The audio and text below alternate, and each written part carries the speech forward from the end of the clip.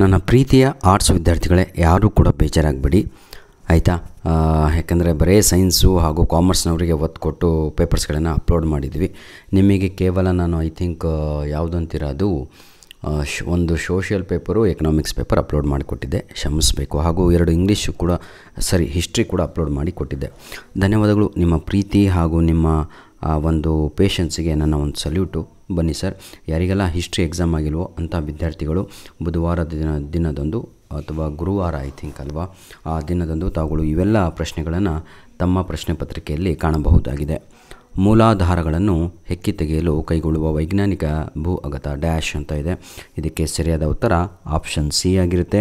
ಭೂ ಉತ್ಪಾದನಾ ಅಂತ ಇದೆ ಅಲ್ವಾ, ಅದು ಸರಿಯಾದ ಉತ್ತರ ಆಗಿರುತ್ತೆ. ಕ್ವಶನ್ ನಂಬರ್ 2 ವಿದ್ಯಾರ್ಥಿಗಳೇ, ಅಲಹಾಬಾದ್ ಸ್ತಂಭ ಶಾಸನವನ್ನು ರಚಿಸಿದವರು ಯಾರು? ಅದಕ್ಕೆ ಸರಿಯಾದ ಉತ್ತರ ಹರಿಶೇನ ಅನ್ನುವಂಥದ್ದು ರೈಟ್ ಆನ್ಸರ್, ಆಪ್ಷನ್ ಡಿ ಆಗಿ ಇರುತ್ತದೆ. ಕ್ವಶನ್ ನಂಬರ್ 3, ಅಮೋಘ ವರ್ಷನ ಆಸ್ಥಾನಕ್ಕೆ ಭೇಟಿ ಕೊಟ್ಟ ವಿದೇಶಿ ಪ್ರವಾಸಿ ಯಾರು ಅಂತ ಇದೆ. Question number 3 right answer is Sulaiman ಅನ್ನುವಂಥದ್ದು right answer is option C. Question number 4, ಭಾರತದ ಮೇಲೆ ದಾಳಿ ಮಾಡಿದ ಮೊದಲ ಮುಸ್ಲಿಮರು ಯಾರು ಅಂತ 4ನೆಯ ಪ್ರಶ್ನೆ ಇದೆ. ಇದಕ್ಕೆ ಸರಿಯಾದ ಉತ್ತರ ಅರಬ್ಬರು ಅನ್ನುವಂಥದ್ದು ರೈಟ್ ಆನ್ಸರ್ ಆಗಿರುತ್ತದೆ. ಕ್ವಶನ್ ನಂಬರ್ 5, ಅಕ್ಬರನ ಪ್ರಸಿದ್ಧ ಕಂದಾಯ ಮಂತ್ರಿ ಯಾರು ಅಂತ ಇದೆ. 5ನೆಯ ಪ್ರಶ್ನೆಗೆ ಸರಿಯಾದ ಉತ್ತರ ರಾಜ ತೋಡರ ಮಲ್ಲ ಅನ್ನುವಂಥದ್ದು ರೈಟ್ ಆನ್ಸರ್, ಆಪ್ಷನ್ ಬಿ ಆಗಿ ಇರುತ್ತದೆ. ಈಗ 5 MCQಸ್ಗಳನ್ನು ನೋಡಿದ್ವಿ. ಈಗ 5 ಬಿಟ್ಟ ಸ್ಥಳವನ್ನು ನೋಡ್ತಾ ಹೋಗೋಣ. Fill in the blanks. ಕ್ಷೇತ್ರ ಎಂದರೆ ಡ್ಯಾಶ್ ಅಂತ ಇದೆ. ಇದಕ್ಕೆ ಸರಿಯಾದ ಉತ್ತರ ಉಳುಮೆ ಭೂಮಿ ಅನ್ನುವಂಥದ್ದು ರೈಟ್ ಆನ್ಸರ್ ಆಗಿರುತ್ತೆ. ಅದೃಷ್ಟದ ಮೂಲಕ ಸದಸ್ಯರ ಆಯ್ಕೆ ಅಂತ ಇದೆ. ಇದಕ್ಕೆ ಕಡು ವಲೈ ಅನ್ನುವಂಥದ್ದು ರೈಟ್ ಆನ್ಸರ್ ಆಗಿರುತ್ತೆ. ಕುಡು ಆಯಿತಾ. ಕ್ವಶನ್ ನಂಬರ್ 8, ಡ್ಯಾಶ್ ಕನ್ನಡದ ಆದಿಕವಿ ಎಲ್ಲರಿಗೂ ಕೂಡ ಗೊತ್ತು, ಪಂಪ ಅನ್ನುವಂಥದ್ದೇ ಸರಿಯಾದ ಉತ್ತರ ಆಗಿರುತ್ತೆ. ಕ್ವಶನ್ ನಂಬರ್ 9, ಡ್ಯಾಶ್ ಭಾರತದ ಗಿಣಿ ಎಂದು ಕರೆಯುತ್ತಾರೆ ಅಂತ ಇದೆ. ಅಮೀರ್ ಖುಸ್ರೋ ಅವರನ್ನು ಭಾರತದ ಗಿಣಿ ಎಂದು ಕರೆಯುತ್ತಾರೆ, ರೈಟ್ ಆನ್ಸರ್ ಆಯಿತಾ. ಎಲ್ಲ ಕ್ವಶನ್ ಪೇಪರಲ್ಲೂ ನಾವು ಈ ಆನ್ಸರನ್ನು ನೋಡಬಹುದಾಗಿದೆ ಪ್ರಶ್ನೆಯನ್ನು. ತಾಜ್ ಮಹಲ್ನ ಪ್ರಸಿದ್ಧ ಶಿಲ್ಪಿ ಯಾರು ಅಂತ ಇದೆ. ಇದಕ್ಕೆ ಸರಿಯಾದ ಉತ್ತರ ಉಸ್ತಾದ್ ಈಸಾ ಅನ್ನುವಂಥದ್ದು ರೈಟ್ ಆನ್ಸರ್ ಆಗಿರುತ್ತೆ. ನೋಡಿ ವಿದ್ಯಾರ್ಥಿಗಳೇ, ನನ್ನ ಉದ್ದೇಶ ನಿಮಗೆ ಪ್ರತಿಯೊಬ್ಬರಿಗೂ ಕೂಡ ತಿಳಿಸುವಂಥದ್ದು. ಎಲ್ಲ ಕ್ವಶನ್ ಪೇಪರ್ಗಳಲ್ಲೂ ಈ ಒಂದು ಪ್ರಶ್ನೆಗಳು ರಿಪೀಟ್ ಆಗ್ತಾ ಇದ್ದಾವೆ. ಆ ಶಿಲ್ಪಿ ಆಗಿರ್ಬೋದು, ಗಿಣಿ ಆಗಿರ್ಬೋದು ಆಯಿತಾ. ಬನ್ನಿ ಈಗ ಅಶ್ವಘೋಷ ಅಂತ ಇದೆ. Question number A right answer is my dear children. Question number ಎಗೆ ಸರಿಯಾದ ಉತ್ತರ ಬಂದು ಏನಂತೀರ ಬುದ್ಧ ಚರಿತೆ ಅನ್ನುವಂಥದ್ದು ರೈಟ್ ಆನ್ಸರ್ ಆಗಿರುತ್ತೆ. ಪಾರ್ಶ್ವನಾಥ ಅಂತ ಇದೆ. ಇದಕ್ಕೆ ಸರಿಯಾದ ಉತ್ತರ ಬಂದು 23ನೆಯ ತೀರ್ಥಂಕರ ರೈಟ್ ಆನ್ಸರ್.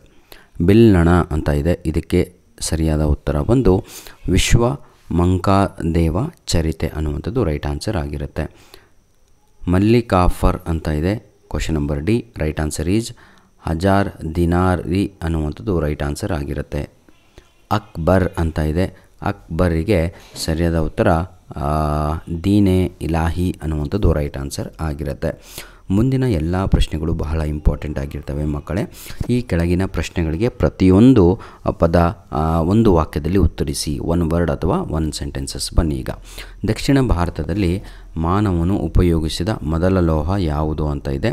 ಇದು ಪ್ರತಿಯೊಬ್ಬರಿಗೂ ಕೂಡ ಗೊತ್ತು, ಕಬ್ಬಿಣ ಅನ್ನುವಂಥದ್ದು, ಐರನ್ ಅನ್ನುವಂಥದ್ದು ರೈಟ್ ಆನ್ಸರ್ ಆಗಿರುತ್ತೆ. ಆರ್ಯರು ಯಾವುದನ್ನು ಏನಂತೀರ ಸಂಪತ್ತೆಂದು ಪರಿಗಣಿಸಿದರು ಅಂತ ಇದೆ. ಅದು ಜಾನುವಾರು, ಅನಿಮಲ್ಸ್ ಅನ್ನುವಂಥದ್ದು ರೈಟ್ ಆನ್ಸರ್ ಆಗಿರುತ್ತೆ. ಕನ್ನಡದ ಮೊದಲ ಶಾಸನ ಯಾವುದು ಅಂತ ಇದೆ. ಕನ್ನಡದ ಮೊದಲ ಶಾಸನ ಹಾಲ್ಮಿಡಿ ಶಾಸನ ರೈಟ್ ಆನ್ಸರ್ ಆಗಿರುತ್ತೆ. ಕ್ವಶನ್ ನಂಬರ್ 15, ಯಾವ ಕೃತಿಯನ್ನು ಸಂಸ್ಕೃತದ ಮೊದಲ ವಿಶ್ವಕೋಶ ಎಂದು ಪರಿಗಣಿಸಲಾಗಿದೆ ಅಂತ ಇದೆ. ಅದು ಮಾನಸೋಲ್ಲಸ ಅನ್ನುವಂಥದ್ದು ರೈಟ್ ಆನ್ಸರ್ ಆಗಿರುತ್ತೆ. 16ನೆಯ ಪ್ರಶ್ನೆ, ಶಿವಾಜಿಯ ಕಿರೀಟಧಾರಣೆಯಾದ ವರ್ಷ 1674 ಆಗಿರುತ್ತೆ. ಮುಂದಿನ ಭಾಗವನ್ನು ನಾವು ನೋಡೋದಾದರೆ 2 ಅಂಕದ ಪ್ರಶ್ನೆಗಳನ್ನು ನೋಡ್ಬೋದು. ಯಾವುದಾದ್ರೂ 8 ಪ್ರಶ್ನೆಗಳಿಗೆ ಉತ್ತರವನ್ನು ಬರೆಯಿರಿ ಅಂತ ಇದೆ. ಭಾರತದ ಪಶ್ಚಿಮದೊಂದಿಗೆ ಸಂಪರ್ಕಿಸುವ ಯಾವುದಾದರೂ 2 ಕಣಿವೆಗಳನ್ನು ಹೆಸರಿಸಿ. ಪ್ರಾಚೀನ ಭಾರತದ ಯಾವುದಾದರೂ 2 ವಿಶ್ವವಿದ್ಯಾಲಯಗಳನ್ನು ಹೆಸರಿಸಿ. ಹಳೆಯ ಶಿಲಾಯುಗದ ಯಾವುದಾದರೂ 2 ತಾಣಗಳನ್ನು ಹೆಸರಿಸಿ. ಸಿಂಧು ನಾಗರಿಕತೆಯ ಅತ್ಯಂತ ಕಾರಣವಾದ ಯಾವುದಾದ್ರೂ 2 ಕಾರಣವನ್ನು ತಿಳಿಸಿ. ಈ ರೀತಿಯಾಗಿ ಬಹಳ ಪ್ರಶ್ನೆಗಳನ್ನು ನಾವುಗಳು ನೋಡಬಹುದಾಗಿದೆ. ನಿಮ್ಮ ಪ್ರೀತಿ ವಿಶ್ವಾಸ ಸದಾ ನಮ್ಮ ಜೊತೆ ಹೀಗಿರಲಿ ವಿದ್ಯಾರ್ಥಿಗಳೇ. ಸುಮಾರು 6 ಪ್ರಶ್ನೆ ಪತ್ರಿಕೆಗಳನ್ನು ಅಪ್ಲೋಡನ್ನು ಮಾಡಿಕೊಟ್ಟಿದ್ದೇನೆ ಆಯಿತಾ. ಇದರಲ್ಲಿ ಒಂದು 4 ಕ್ವಶನ್ ಪೇಪರು ನೀವು ಬಿಡಿಸಿದ್ದೇ ಆದರೆ ಆಯಿತಾ 80 ಔಟ್ ಆಫ್ 80 ಫಿಕ್ಸ್ ಹಿಸ್ಟ್ರಿನಲ್ಲಿ ಅಂದ್ಕೊಂಡು ಈ 3 ದಿನಗಳ ಕಾಲ ಸಮಯವನ್ನು ವ್ಯರ್ಥ ಮಾಡಬೇಡಿ.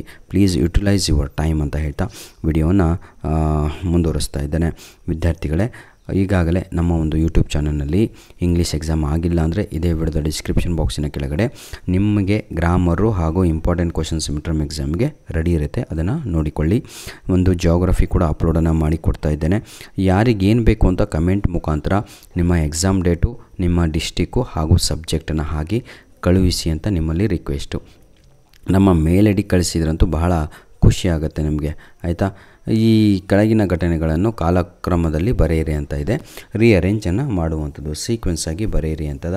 ಗುಪ್ತ ಶಕೆ ಆರಂಭ, 2ನೆಯ ಪಾಣಿಪತ್ ಕದನ, ಕಳಿಂಗ ಯುದ್ಧ, ಭಾರತಕ್ಕೆ ಆರ್ಯರ ಆಗಮನ. ಈ ರೀತಿಯಾಗಿ ಮೊದಲನೇದು ಏನು ಬರೀಬೇಕು? ಆಪ್ಷನ್ ಡಿ ಇದಲ್ವಾ, ಅದೇ ಫಸ್ಟಿಗೆ ಬರಬೇಕು, ಭಾರತಕ್ಕೆ ಆರ್ಯರ ಆಗಮನ. ನಂತರದಲ್ಲಿ ಏನಾಗುತ್ತೆ? ಕಳಿಂಗ ಯುದ್ಧ ಆಗುತ್ತೆ. ನಂತರದಲ್ಲಿ ಏನಾಗುತ್ತೆ? ಗುಪ್ತಶಕ ಆರಂಭ ಆಗುತ್ತೆ. ನಂತರದಲ್ಲಿ 2ನೆಯ ಪಾಣಿಪತ್ ಕದನ ಅಂತ 4ನೆಯ ಲೈನ್ನಲ್ಲಿ ಬರೀಬೇಕಾಗತ್ತೆ. ಧನ್ಯವಾದಗಳು ವಿದ್ಯಾರ್ಥಿಗಳೇ. God bless you all. ದಯವಿಟ್ಟು ಎಕ್ಸಾಮ್ ಆದ ತಕ್ಷಣ ನಿಮ್ಮ ಪ್ರಶ್ನೆ ಪತ್ರಿಕೆಗಳನ್ನು ನಮ್ಮ ಮೇಲ್ ಐ ಡಿಗೆ ಕಳುಹಿಸಿಕೊಡಿ. ಪ್ರತಿಯೊಬ್ಬರಿಗೂ ಕೂಡ ಗೊತ್ತಿದೆ ನಮ್ಮ ಮೇಲ್ ಐ ಡಿ ALLINONE1PDF99@gmail.com ಅನ್ನುವಂಥದ್ದು ನಮ್ಮ ಮೇಲ್ ಐ ಡಿ ಆಗಿರುತ್ತೆ. ಧನ್ಯವಾದಗಳು.